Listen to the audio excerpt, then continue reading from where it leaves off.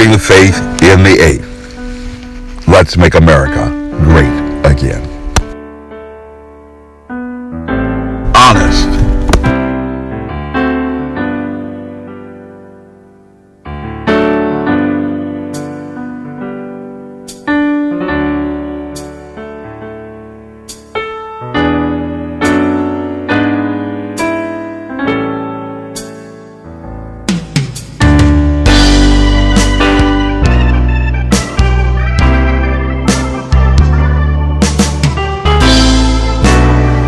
Are you better off now than you were 2 years ago? We shall overcome. We shall overcome. We shall overcome. Someday. Almost 80 years ago, a great American, in whose symbolic shadow we live today, signed the Emancipation Proclamation. This momentous decree came as a great beacon light of hope to millions of Negro slaves who had been seared in the flames of withering injustice.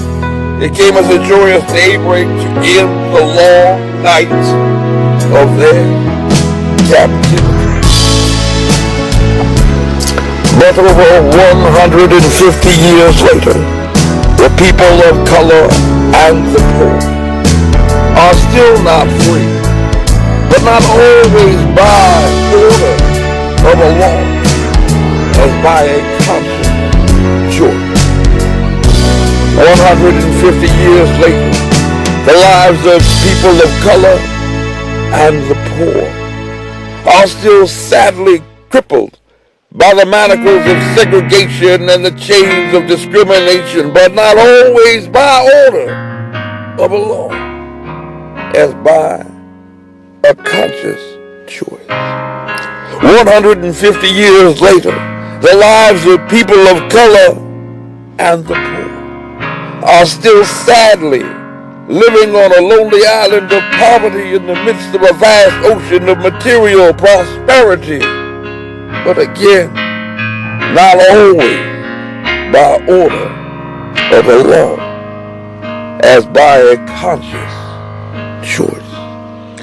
150 years later, people of color and the poor are still languished in the corners of American society and find themselves in an exile in their own land. And so we have come here today.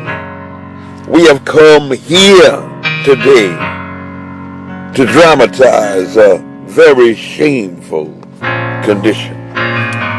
In a sense, we've come to our nation's capital to cash a check. When the architects of the Republic wrote the magnificent words of the Constitution and the Declaration of Independence, they were signing a promissory note to which every American was to fall heir. Black or white, rich or poor, male or female, young or old, married or single, gay or straight.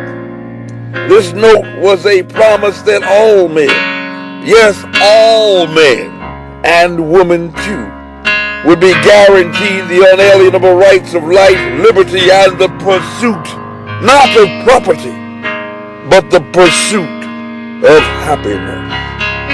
It is obvious today that America has defaulted on this promissory note insofar as her citizens of color and the poor are concerned. Instead of honoring this sacred obligation, America has given the people of color and the poor a bad check, a check which has come back marked insufficient funds, draining all of the money from their lifelong savings accounts and hitting them with a return fee to return to the bank a remittance for their inconvenience. But we refuse to believe that the Bank of Justice is bankrupt.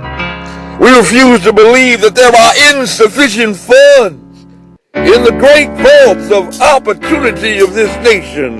And so we've come here today to cash this check, a check that will give us upon demand the riches of freedom and the security of true justice. We have also come to this hallowed spot to remind America of the fierce urgency of our here and now. This is no time to engage in the luxury of cooling off or to take the tranquilizing drug, be it wine and beer and champagne with caviar, or malt liquor, menthol cigarettes, weed or crack cocaine, or a heroin addiction or gradualism. Now is the time to make real promises of democracy. Now is the time to rise up from the dark and desolate valley of segregation to the sunlit path of an all-American justice. Now is the time to lift our nation from the quicksands of injustice, be it racial, societal, spiritual, or ideological, to the solid rock of true brotherhood. Now is the time to make justice a reality for all of God's children. It would be fatal for the nation to overlook the urgency of this moment of now and here in a near real time. This sweltering summer of a legitimate discontent will not pass until there is an invigorating autumn of freedom and equality. It is the winter of our content, and the dandelions of past summers lay dead, long dead, under the snow. 2018 is not an end, but a beginning.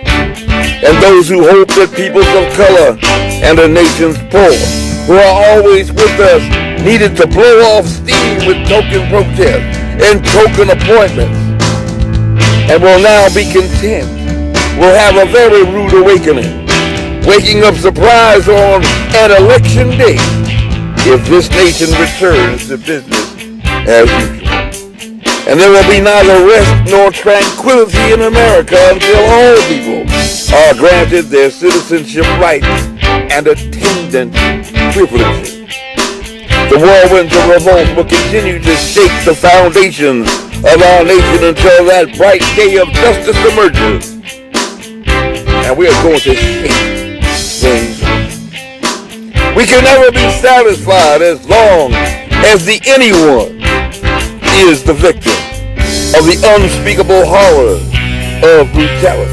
We can never be satisfied as long as our bodies, heavy with the fatigue of travel, cannot gain lodging in the motels of the highways and the hotels of the cities in an education system for all. We cannot be satisfied as long as anyone's basic mobility upward and onward to success is from a smaller ghetto to a larger one. We can never be satisfied as long as our children are stripped of their selfhood and robbed of their dignity by messages transmitting that all animals are equal, but some animals are more equal than others. Diversity is offspring. Looking at a sign before a wall that spares, it is no longer there.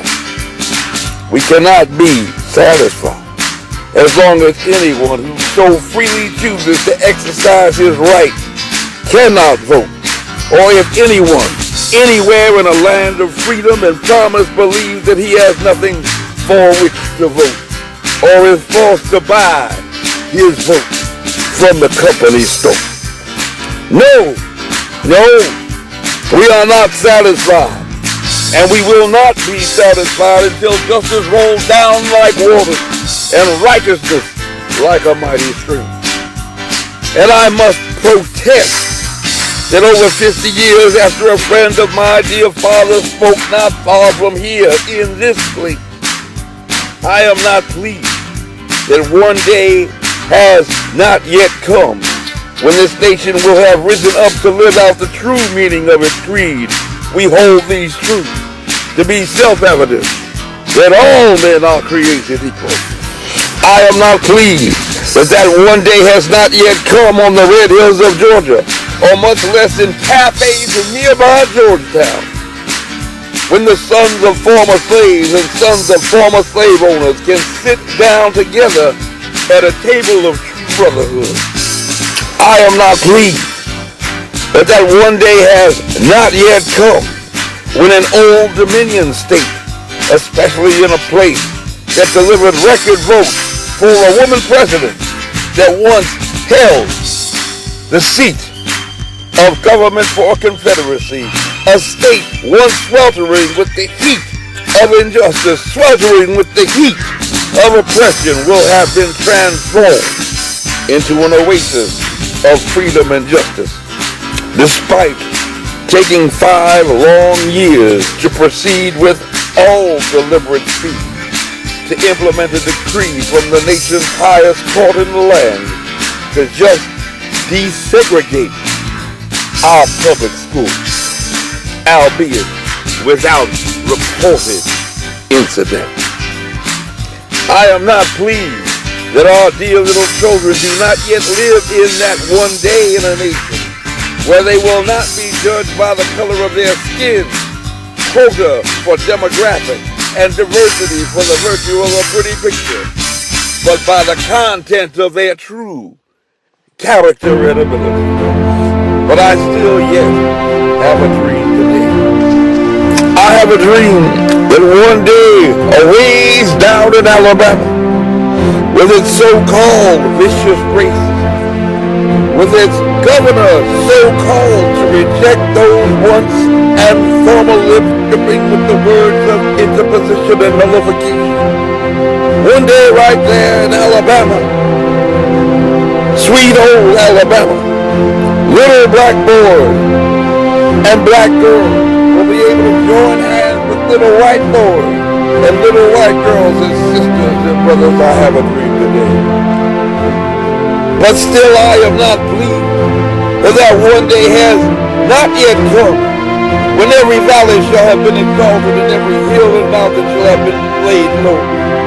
The rough places made plain and the crooked places made straight. And when the glory of the Lord shall be revealed and all flesh shall see it together. This is our hope, and this is the faith which I have come back to the South. I have come back to this Birmingham because injustice is still here. For yet and still I have a dream today. With this faith in the eighth, we will be able to hew out the mountain of despair, a stone of hope. With this faith in the eighth, we will be able to transform the dangling discords of our nation into a beautiful symphony of brotherhood. With this faith in the eighth, we will be able to work together, to pray together, to struggle together, to go to jail together, to stand up for freedom together, knowing that we will one day soon be free. Next year in Jerusalem, while today we write long letters, think strange thoughts, and pray long prayers. But this will be the day.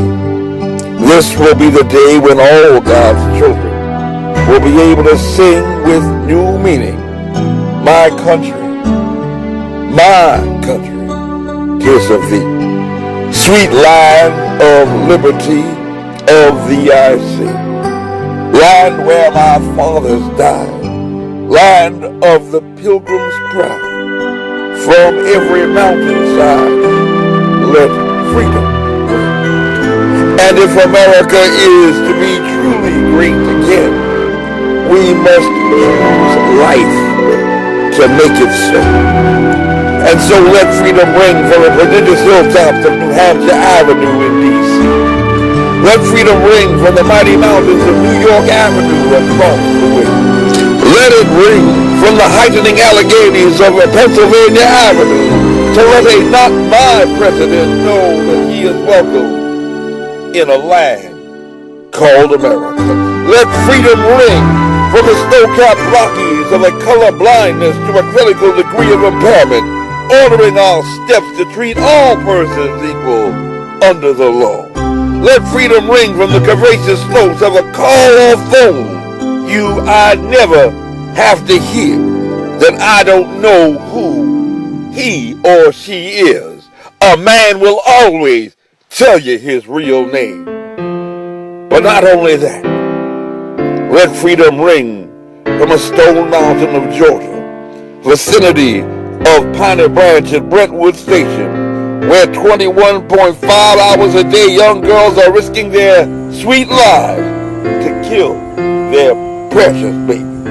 Let freedom ring from the Lookout Mountain we intend to see and participate in a participative democracy, not by boycott, but where every voice can be heard and where every vote counts. Let freedom ring from every hill and molehill of Mrs. or Mr. Synchronized in step for a march in true progress. From every mountainside, let freedom ring. And when this happens, when we all allow freedom to ring, when we let it ring from every village and every hamlet, from every state and every city, we will be able to speed up that day when all of God's children, black men and white men, Jews and Gentiles, Protestants and Catholics, will be able to join hands and sing together the words of that old singing spirit. Free at last, free at last, thank God Almighty.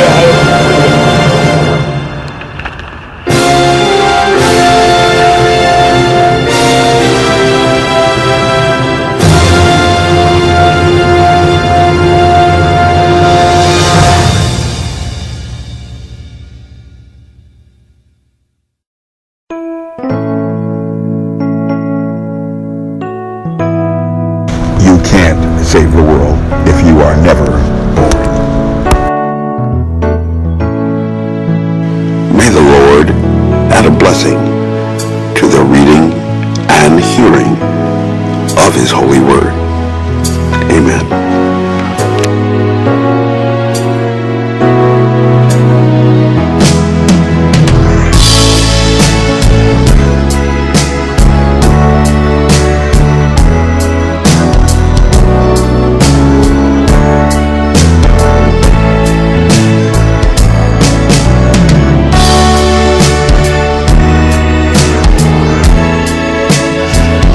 Happy New Year, and next year in Jerusalem. Keeping the faith in the eighth. Let's make America great again. Happy New Year, and next year in Jerusalem.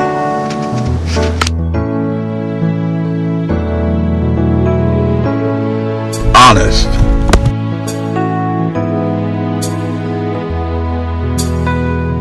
This advertisement was authorized by Mike Webb.